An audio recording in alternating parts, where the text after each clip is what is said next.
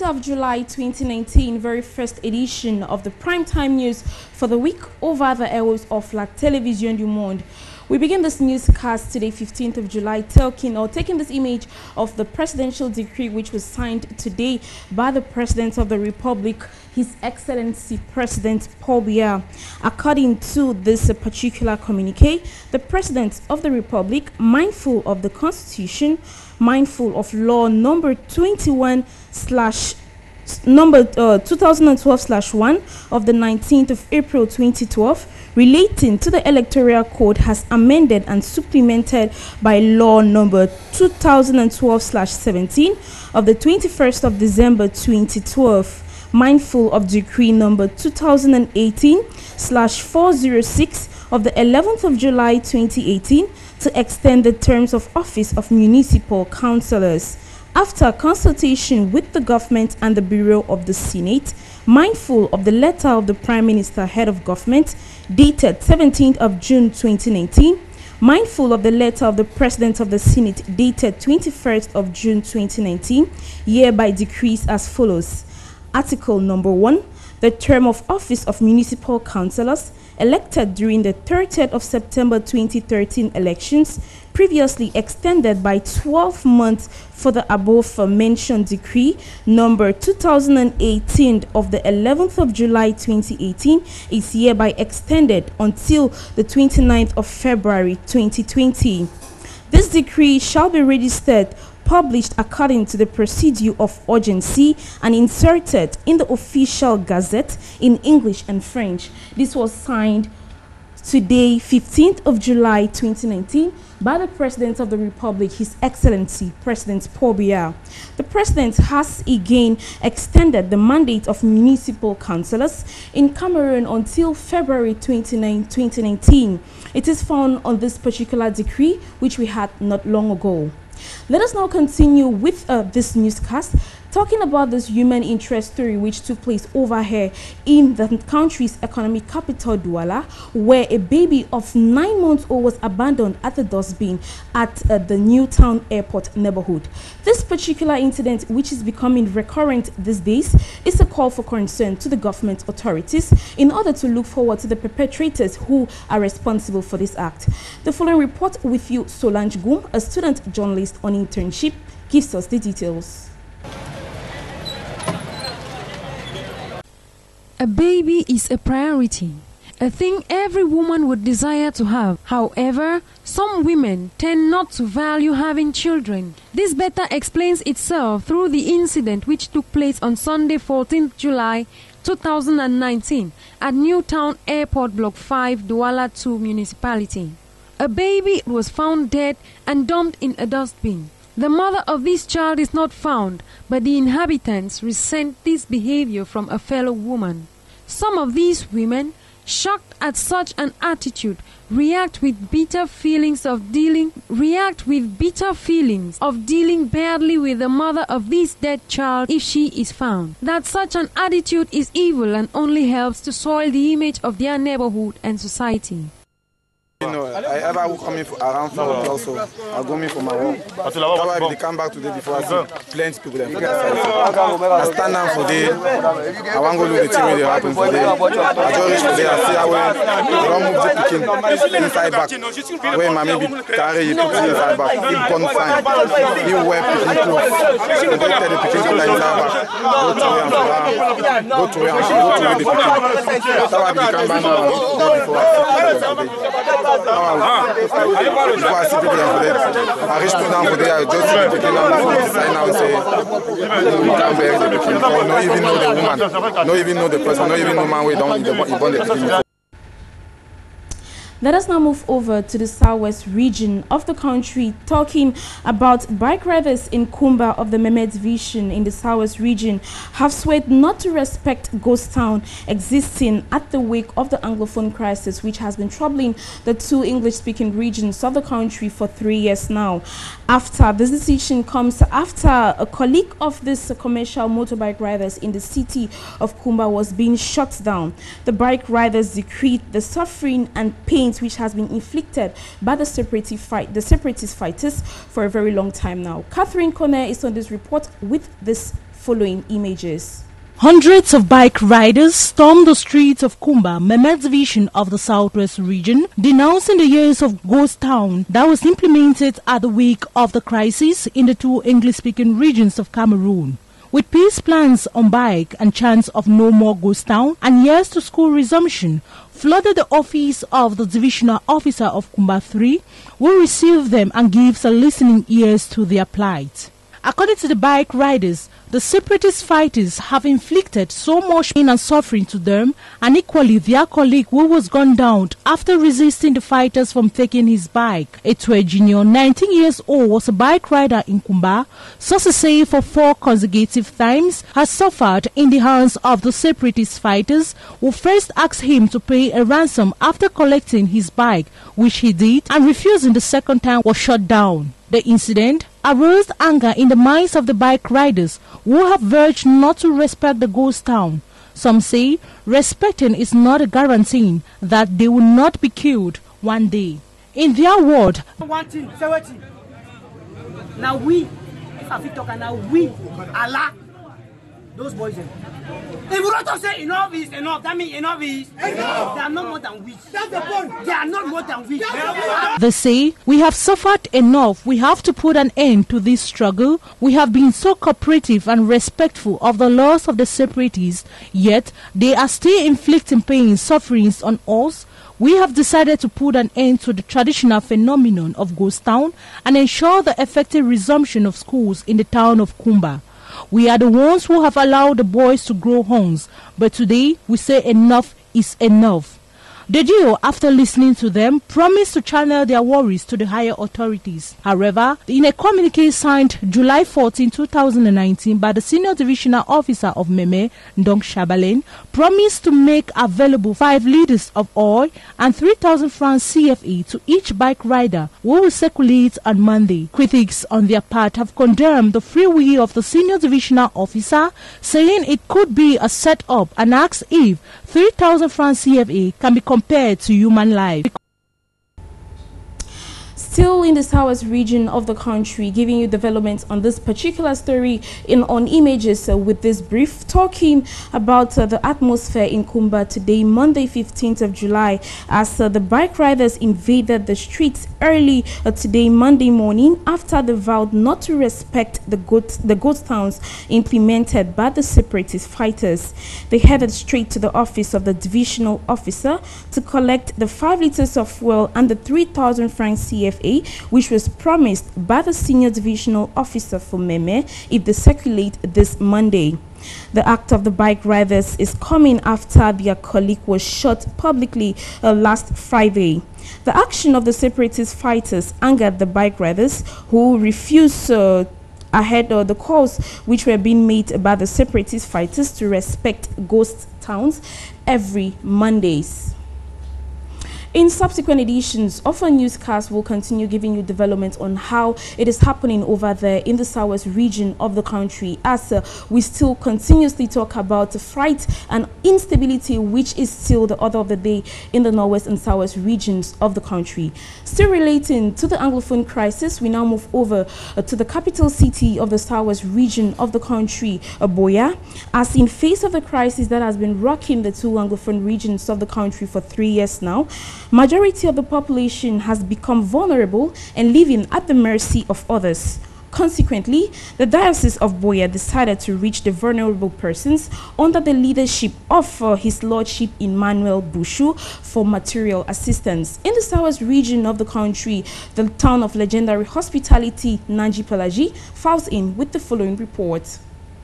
For close to 3 years now, the population in the Southwest and Northwest regions have been plagued by a socio-political crisis, which has exposed the vast majority of the population to untold hardship, thus making them vulnerable. It is against this backdrop that Caritas of the Diocese of Buea reach out to these vulnerable persons to offer material relief. This first phase of the distribution targeted 800 persons from across the various parishes found in the Diocese of Buea and the Buea Central Prison. The material assistance comprised of foodstuff like rice, gari, groundnut and beans, and toiletries like toilet roll, laundry soap, and buckets, just to name these. The beneficiaries expressed profound gratitude to Caritas for this show of love, which falls in line with its motto and vision. Plenty since I run from a corner, I never get anything. The one way they don't give me today for here go help me and my picking them for house. I thank una plenty. That burger go help me for wash. That burger go help me for drink water. So may God may bless the hands away. They don't help me so. Lord, do wonderful thing where I don't even expect. I thank God because for the stuff I work the stuff I run for bush place by place. They think they don't give me the matter that I look at say is small, but it's plenty for me. Because every day for today I don't expect thing where I feel chop even for the day for today. The beneficiaries were selected based on their vulnerability after an assessment from the team. We have a needs assessment form that we use. Yeah, we evaluate the needs of the beneficiaries. We do home visits. We go door to door and we do interviews. Based on the needs, the level of need, we call them to benefit from what we see today. For those who did not benefit from this first phase of the distribution, Caritas of the Diocese of Buea had this message for them. The point is that everyone cannot receive at the same time. This is not the last phase of distribution we are going to have. And we selected the most needy among the needy.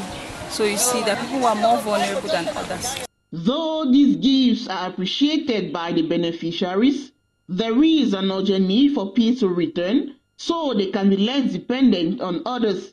Thus, the competent authorities are exhorted to hasten the peace process in this part of the country. Still in the city of legendary hospitality, we give you this brief information which comes in a communique that was signed by the Mayor Ekema Patrick Mayor to the Buea Municipal Council, which stated that anybody whosoever does not respect the working on Monday, it should be noted that despite the fact that the separatist fighters have implemented this ghost town, this comes as a last warning according to a communique that was signed by Mayor Ekema Patrick to all shop owners and workers over there in the southwest region of the country in order to stop respecting this particular ghosted towns every Monday. In subsequent editions of our newscast, we shall give you developments on this particular story and the reactions of people over there in the southwest region of the country. Let us now move over to our health page, talking about the prevalence and existence rate of the cholera outbreak on Cameroon soil. And despite the government aims in order to completely eradicate the existence of this disease, it seems to be banal. It seems not to be existent, as recent statistics which were made forward by the Minister of Health, Dr. Malachi Manauda, proves an increase in the number of deaths in the northern region of the country caused by the cholera outbreak. Catherine Kone gives us details in the following report. The Ministry of Public Health says the number of people killed by an outbreak of cholera in the north and far north regions of Cameroon has risen from 2 in April to 48, and 775 others have been diagnosed with the disease. The outbreak of the disease, according to a member of the Ministry of Public Health, is caused by failure to abide with hygienic regulations. He says access to drinking water in that part of the country has become difficult and people tend to drink just anything. According to the Minister of Public Health, Manahoda Malachi, the situation is alarming, stressing on the need for the population to respect basic hygiene rules. He says the public should take necessary measures to improve hygiene in their homes in order to help the government's efforts to control the disease. It should be noted that for many years cholera has been a common occurrence in Cameroon's northern parts of the country, where floods during rainy seasons are recurrent. In April, health officials of the country revealed that cholera killed at least 2 people and 19 suspected cases registered in northern part of the country, and barely 4 months after, the government declared the country is free of the disease. Moving over to the transport sector with regards to the numerous number of interurban road accidents, which has been inherent lately, the Minister of Transport, Jean-Ernest Ngale Bibehe, has implemented 7 rules in a meeting which he held together with the committee in charge of evicting interurban road transport on Cameroon soil. The following report gives us details on the various ameliorations which the government has been making.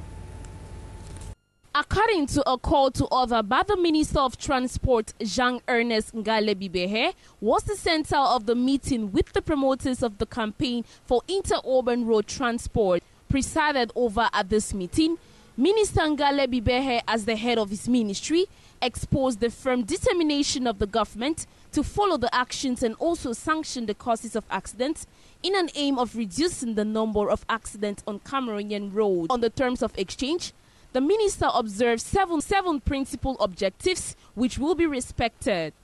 Accidents in Cameroon in a year causes an average of 1,200 deaths and an estimated 100 billion francs CFA material losses. Not to mention 400 to 500 injured and hundreds of persons handicapped for life. On the axis of the Douala-Yaoundé, Yaoundé-Bafoussam-Douala, record 70% of accidents as lately, despite the campaigns launched on the prevention and road security. Accidents are still one of Cameroonians' major problems after malaria, cancer, and cardiovascular accidents. The Minister Ngale Bibehe and his collaborators examined and analyzed that majority of these accidents are caused by speed, the technical situation of vehicles, fatigue, and other distractions on the highway. Addressing the state multiple measures taken by the government through the ministerial department to reduce the number of accidents on Cameroonian roads. The different investigations made and the various teams on road preventions are to produce effective, rapid results in this effect. The different regulations will be confirmed in the respective administrative domains. Statistics were being declared on the name and travel agencies and their latest recorded number of accidents, together with popular sites who travel without licenses.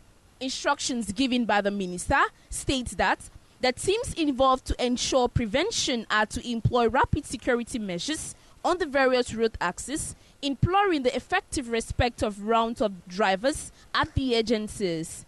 Many rules put in place expected to be effectively respected by the parties concerned under the supervision of the team of promoters of the campaign against interurban transport. The Fecafoot Committee has banned former president of the Cameroon Football Federation, Tombi Sidiki, from all football activities for life. It should be noted that he was charged for embezzlement, misconduct, and many more. He is also expected to pay a sum of 10 million francs CFA within 6 months. The following report with you, Catherine Kone, observes the details. The former president of the Cameroon Football Confederation, Tombi Aroko Sidiki, contests the recent decision of the Ethics Committee of Fecafoot, which imposed a heavy penalty for embezzlement, abuse of social asset, misconduct, and many more. A source close to the former president revealed that they will file an appeal and the accusation against him was false. The decision of the former president, Tombi Aroko Sidiki, to file for an appeal is coming at a time when the Fecafoot Ethics Committee's disciplinary procedure that lasted more than 2 months accused Tombi Aroko Sidiki guilty of embezzlement, abuse of social asset, fake property, and forgery. The facts alleged against him include the unreimbursed credit and other undue benefit to staff and members of the executive committee of Fecafoot, the provision of funds to staff and certain individuals for specific tasks, and the use of which no report has been produced, malpractices in the management of projects like the construction of the stadium in Bafia, Bangate, and Bamenda, transforming the donation of 6,000 balloons offered by Puma into a purchase of balloons worth 79 million francs CFA, which he collected in the coffers of Fecafoot. Guilty of all these counts, Tombi Aroko has been banned from all football activities for life, a fine of 10 million francs CFA payable within 6 months. However, he was sanctioned along with 9 other Cameroonian football officials. On the 19th edition of the African Volleyball Women's Championship, the Indomitable Lionesses of Cameroon emerged as African champions for the second time consecutively after their win in 2017. This was after their match yesterday against Kenya in Egypt, which made them to emerge as African champions. The following report gives us details. The Indomitable Volleyball Lionesses of Cameroon defeated Kenya at the finals of the African Cup of Nations 2019 edition. The Cameroonian team had as mission to defend its title and did that proudly. After her victory against host country Egypt made her way to defeat Kenya, making them African champions for the second time. With the final match, which was played Sunday 14th of July 2019, gives Cameroonians the honor to celebrate to the outcome. As the triumphant entry of the Lionesses is being awaited, the Minister of Sports and Physical Education, Narcisse Mwele Kombi, calls for the welcome event. In a communique and a recent publication made while congratulating the Lionesses, with a Twitter publication made by the President of the Republic, His Excellency President Paul Biya, expressing his content and great satisfaction with the victory of the daughters of Jean-René Akono after a tough match against the Harambee Stars of Kenya at the 3-0 in the context of the 19th edition of the African Cup of Nations in this discipline, which made them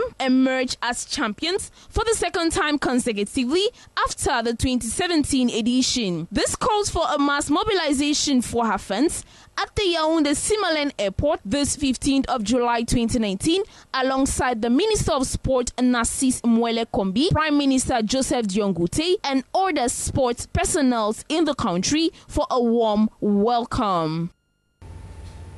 Moving out of the country, the Libyan government has been pleaded to free all refugees who are living in the country. This was made by the United Nations Human Rights Refugee Commission, who actually asked the Libyan government to do this. The following report gives us details. The United Nations Special Envoy to Libya, Martin Kobler, has assured migrants in the country they will be repatriated. Kobler was visiting the Abu Salim detention center in the country's capital, Tripoli, on Thursday. During the visit, the UN representative met with migrants from different parts of the continent who are living in deplorable conditions. I'm shocked by the many people who are here on a very small space. There are no toilets, there is no water, and people are sick. Meanwhile, Libyan officials detained over 100 migrants who wanted to travel to Europe through the Mediterranean. We detained 110 migrants from different African nationalities who are preparing to make their way to Europe. According to the UN refugee agency UNHCR, almost 200,000 migrants have arrived in Europe by vessels this year. Moving out of Africa, we give you developments with regards to the United States and Swiss-led talks in the following report with Al Jazeera News. Yes, now the chairman of the House Intelligence Committee, that's the committee that will hear testimony from Robert Mueller, in addition to the Judiciary Committee, Congressman Adam Schiff. Congressman, thanks very much for coming in. Pleasure. Good to be with you. Is there a time constraint? I'm hearing suggestions that Mueller agreed to testify in public before your committee and Judiciary Committee, but he set a strict number of hours he's willing to appear. Is that true?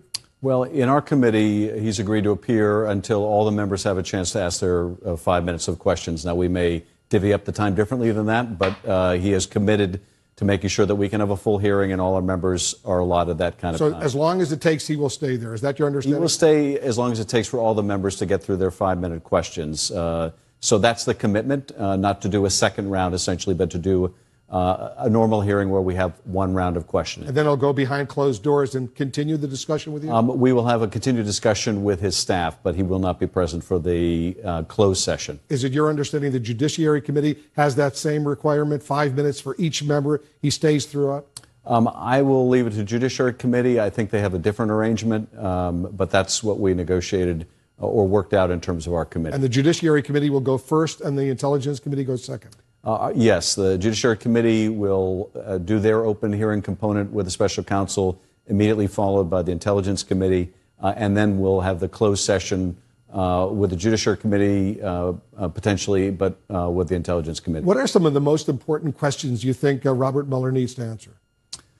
Well, we have a great deal of questions. On the Intel Committee, we will probably focus most on Volume 1, that is the numerous interactions, over 100 interactions between the Trump campaign and the Russians, why Bob Mueller reached certain conclusions that he did, what witnesses made themselves unavailable, why weren't certain people interviewed, why did he reach certain conclusions in terms of the conspiracy charges, particularly around the Trump Tower meeting where you had the Russians offer dirt, the president's son accept the offer, an overt act in that Trump Tower in furtherance of the conspiracy. But we'll also want to know what happened to the counterintelligence investigations and what were the findings and what was the process there. We'll want to know where were you stymied? What other avenues were you not allowed to pursue? Did you follow the money? Were you seeking to follow the money? Did Rod Rosenstein put any restrictions on the scope of your investigation? We'll want to know basically anything that we need to protect the country. Is there still a risk of compromise here such that the president or people around him are acting for financial interest or other interest and not in the national interest? What are your expectations? You think we'll learn something new? Etodes International notes that we need to close the curtains for today's edition of the 6 p.m. primetime news over the airwaves of La Télévision du Monde. Trust this form of information and take a rendezvous with the news at 8 p.m. in the French language with Yves Sanjo for more factual and important information. Until then, stay tuned to the many programs which follow suit over La Télévision du Monde. Good evening.